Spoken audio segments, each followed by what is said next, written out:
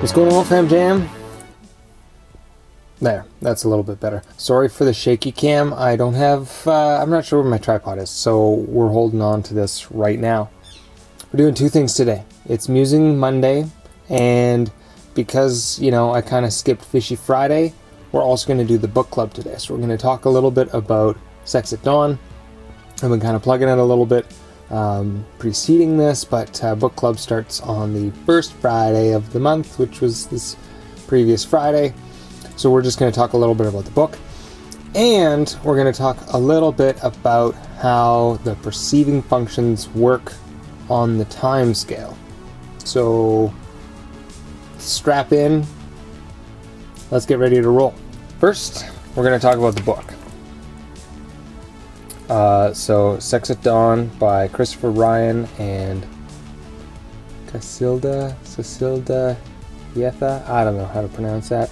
Anyways, it's so far a fantastic book. I'm a little bit over halfway right now, so I've got a bit of a head start on you guys, but that's okay. We're gonna look just at what this book is about. Okay, so here's the book, Sex at Dawn.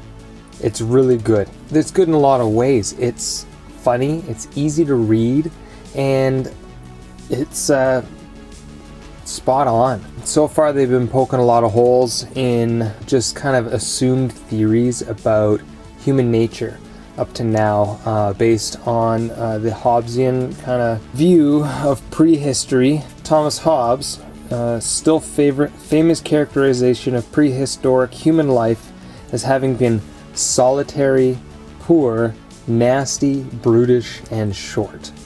So that's kind of an assumed thing that most, a lot of anthropologists and stuff have just been, they just that's what prehistory was. So this book is kind of poking holes in that, as well as a couple other things. It's really good. It's funny too. I'll pull a random quote here.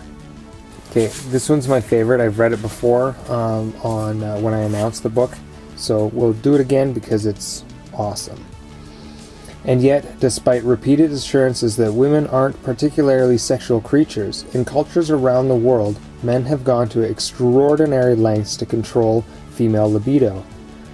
Female genital mutilation, head-to-toe chadors, medieval witch burnings, chastity belts, suffocating corsets, muttered insults about insatiable whores, pathologizing paternalistic medical diagnoses of nymphomania or hysteria, the debilitating scorn heaped on any female who chooses to be generous with her sexuality, all parts of a worldwide campaign to keep the supposedly low-key female libido under control.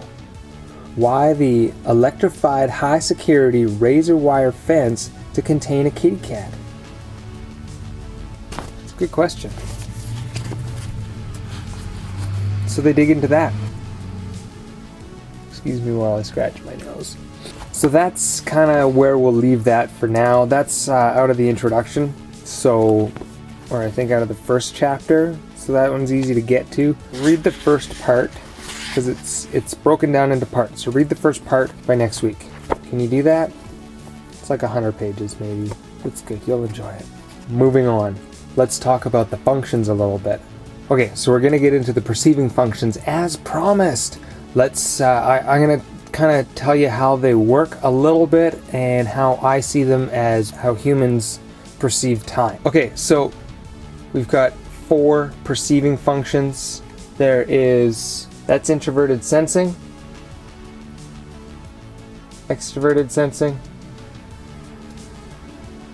extroverted intuition, introverted intuition. And now I put them this way for a very specific reason. So hold on one second. Cool thing about living in a bus, magnetic things just stick pretty much everywhere. I mean, that'll change when I put a wood roof in, but that's probably not for a while. These functions run in pairs.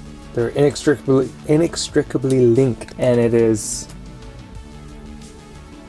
Si and Ne, and then Se and Ni. So they're linked like that because that's how they function through time. And so this allows as humans to see both the past as well as the future. So intuition lives in the future, sensing lives in the past. And I've ordered them this way because we have introverted sensing in the far past, also known as memory by our friends at Personality Hacker. So introverted sensing, aka memory, is in the far past. Extroverted sensing, or sensation, I think, is in the immediate past of the presence. Extroverted intuition is in the immediate future of the present. And then introverted intuition all the way over here in the future. How I view them as being in this order is extroverted intuition. This is my dominant function. And so I tend to focus a lot on my own stuff because I really just kind of wanted to learn about me. That's where I started in this whole thing.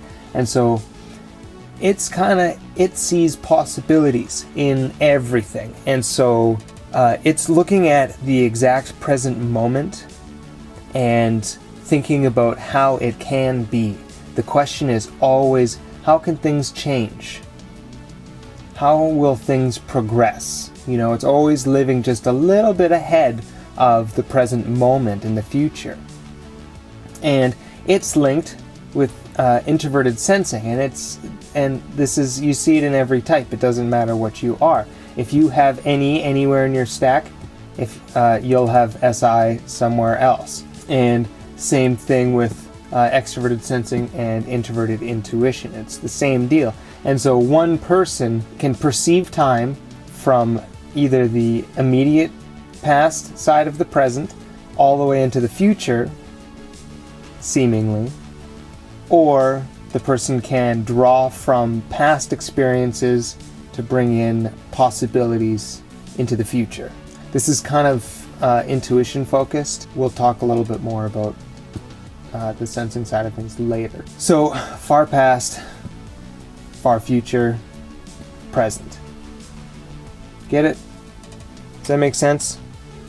So that's how those functions work in time. And so introverted sensing is all of your experiences digested and stored in your memory. And depending on what your judging functions are, we'll talk about those in another video, is how you process information to store there if you have that in your function stack. So there you have it. That's perceiving functions on a time-based scale in a nutshell.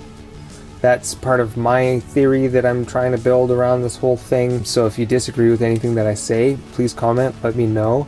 I'd love to hear your feedback. If you like what I say, then, you know, subscribe and say that too, because that would equally be cool. So anyways, that's that. If you like this, subscribe, follow me on Twitter at DA Myers.